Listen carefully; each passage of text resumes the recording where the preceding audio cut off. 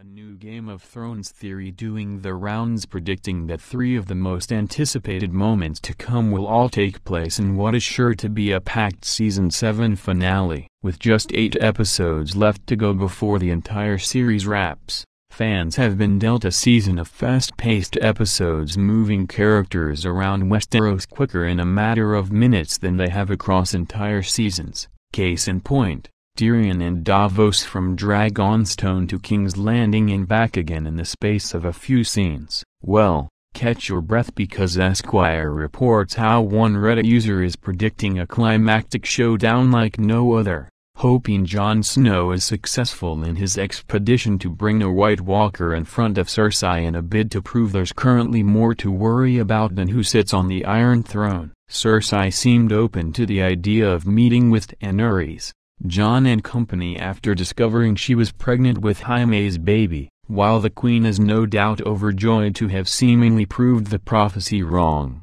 that she will have 3 children and they will all die. This still seems like a huge turnaround for her character. Surely she has something up her sleeve?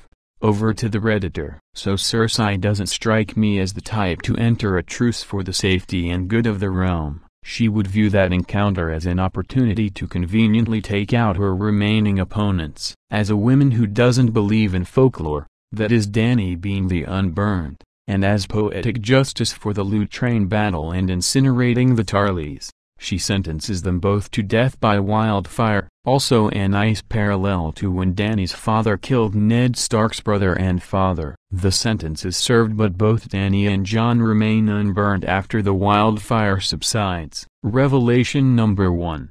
Jon Snow is a Targaryen, confirming the long-standing R+L=J theory that was teased by Gillian last week's episode. The room is silent. Cersei starts demanding that her guards kill them, but everyone, stunned and in awe of what they just saw, start to slowly fall to their knees. Cersei goes batshit crazy, screaming "I am the queen!" and demanding that someone kills them. Jaime, with a panicked look on his face, is talking in her ear, trying to talk sense into her. At the same time, the Mountain steps forward and the room holds their breath, but the Hound, with the guards holding him now on their knees, leaps forward to defend Dany and Jon. Clegane Bowl confirmed. The Hound strikes down the Mountain. Revelation number 2. The long-anticipated duel between the 2 Clegane brothers. The Mountain's death is a snapping point for Cersei, and she starts screaming at Qyburn to burn them all. Qyburn starts to make a move, but the Hound goes after him with Jon's naked body in hot pursuit. Jaime, with a tortured, heartbroken expression, looks at Cersei as she's screaming "burn them all."